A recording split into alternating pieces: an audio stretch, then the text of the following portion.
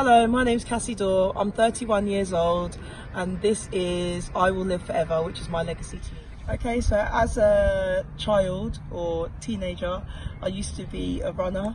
I used to run long distance, and at the age of 12 I competed and got into the marathon. Unfortunately, I didn't run the marathon because there was a death in the family, but I still carried on doing sports through school and stuff like that. But I was always very bubbly and active. That was my thing. Like, I like to do hands-on stuff. I became a hairdresser at a young age because I like the hands-on, doing people's hair and stuff. And it kind of went to the side. I've always done hairdressing to the side, but then I went on to working, and I've always worked a good job since. I worked on the railway, I worked in Specsavers, Boots, currently work for EasyJet, and I've always just been very career driven. And when I had my son, that's what made me become more of a career driven person. And I became more social then, as opposed to being the active person that used to do running, this, that and the other. I was more of a social person, and along with my son we'd go to kids events, we'd go to day outs and stuff, and I wanted him to be a bubbly person just like I am. And it turned out that he was just like me. Character wise, he was exactly like. So after having my son and finishing maternity leave and whatever, I decided to go into a new job, which was Boots Opticians, and I really enjoyed the job. At the same time, I felt like I needed to go back into education, so I applied. This was 2011, and I applied for midwifery, and I got onto the course, and I got all my start dates ready, and I was really excited.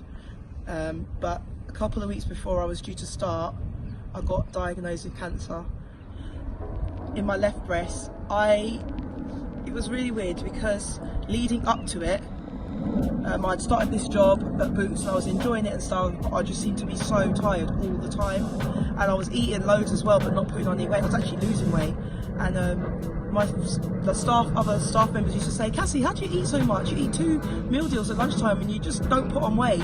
And like every day after work I'd finish, I'd run home to sleep for a few hours before I go and pick up Kai from the nursery, and things weren't making sense. And so I got diagnosed with cancer, and it started to make sense.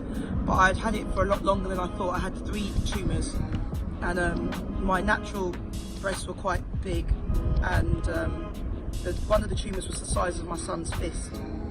So they had to remove my breast, and then I had chemotherapy and radiotherapy and another treatment called Herceptin. Now, after all of that was done, I got put on the list to have a reconstruction, and so we waited, and then a week before my reconstruction I got diagnosed with cancer again in my right breast, so I had to have that one removed just because of my history. At this point I was really upset because when they first told me I needed to have it removed, I asked to have them both done, but they said I was too young.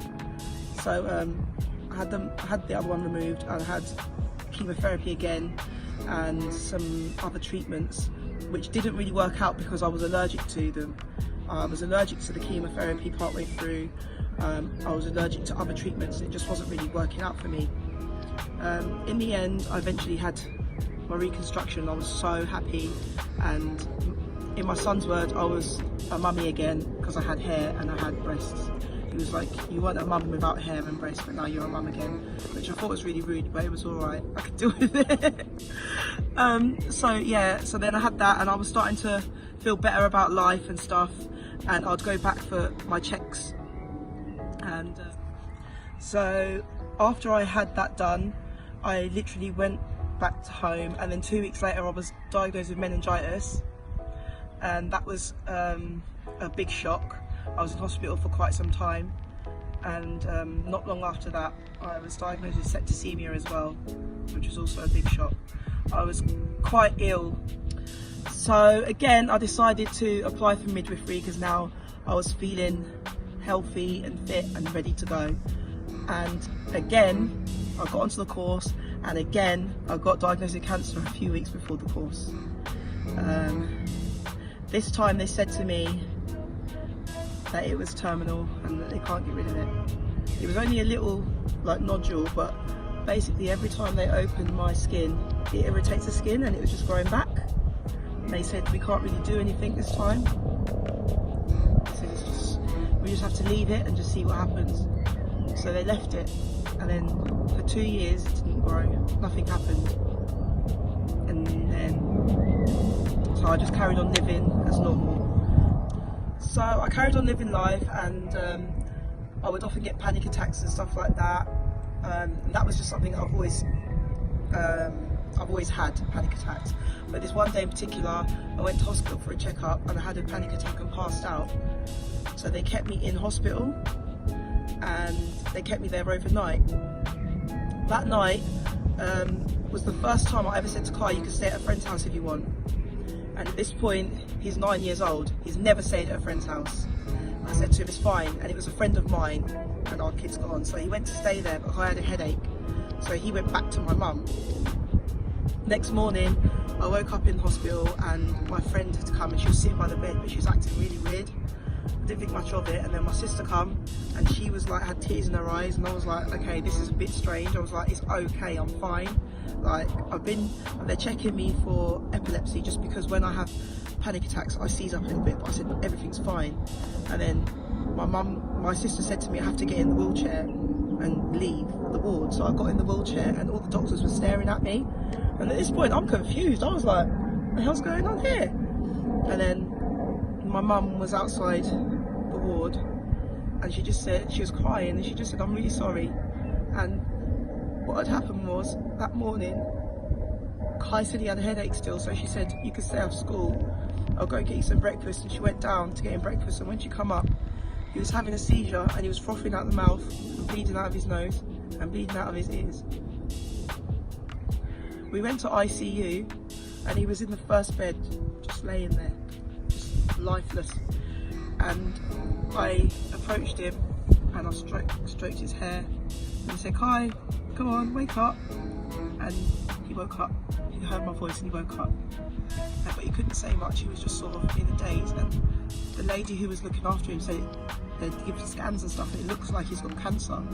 But I thought there's no way they could say that too soon. You know, I've done this many times myself. There's no way they can just one scan, boom, yeah, we think he's got cancer.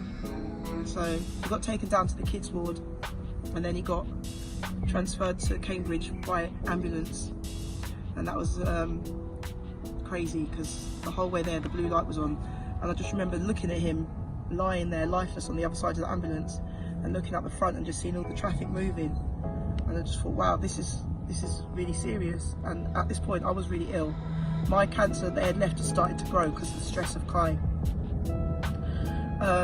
After a lot of tests and things that they tried, yes it was, he had cancer in his brain. He had glioblastoma, which the best way the doctor described it is like sand and stone, or sand and gravel. The best way the doctor described it is like sand and gravel. You can't part sand and gravel. So it was like almost like water. The cancer was like water. It was penetrating his brain, and he didn't have it in one spot. He had it in a couple of spots. So there was no way that they could have taken it out, given him surgery or anything. And they tried chemotherapy. It didn't work at all.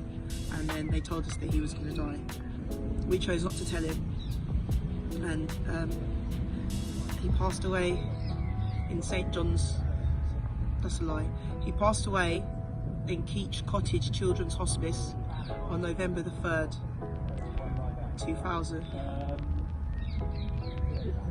2017 at 11:52 AM. My family were present and his dad was present. I didn't cry that day. It took 2 days or so to cry. I don't know why, it just didn't come out. And I was really ill at this point. I was totally wheelchair bound. I had lost 4 stone in weight. And it was horrible. I let his dad do the funeral, organise the funeral, and he did an amazing job. Although me and his dad weren't together, his dad was an amazing dad. He saw Kai every weekend without fail. And if I wanted Kai for the weekend, I had to have a good excuse. And he played his part so well. And so after Kai had passed, I went for my checkup a couple of months later, and the doctor said the lump that he had left 2 years beforehand hadn't really grown until I got stressed with my son, so he was happy to remove it. He said that he thought it would be a good idea to remove it, so he removed it, which was a nice weight off my shoulders. Then literally 2 weeks later, it just grew back exactly where he had taken it out. It just grew back all around. So I had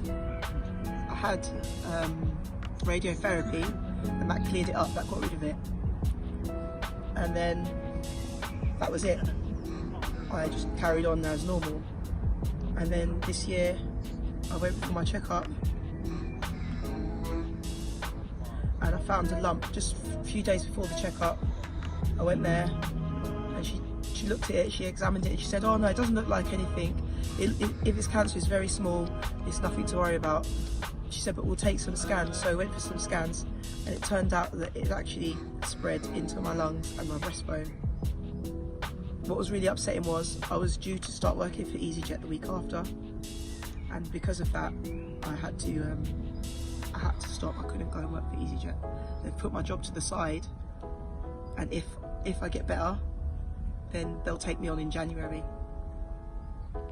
So now I am trying to live like a bucket list. I'm trying to live as happy as I can be, and I see it as a win-win situation because I'm not totally religious, but I believe that if I pass away, I'll be with my son. If I don't pass away, then I get to live the rest of my life, so I don't have no losses, and I've got nothing to lose right now. I've refused hospital treatment because it makes me ill, and the only treatment they can give me would make my life longer, and to be ill just to live a longer life is not a quality of life that I want. So at the moment I'm just taking each day as it comes.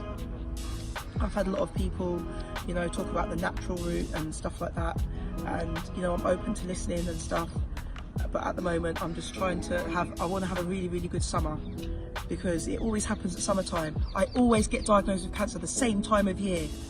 No lie, you can check through all of my hospital books, it's always been June, July, always, never any other time. So yeah, I just want to have a really good summer and just, you know, enjoy life with my family and my friends and my close ones.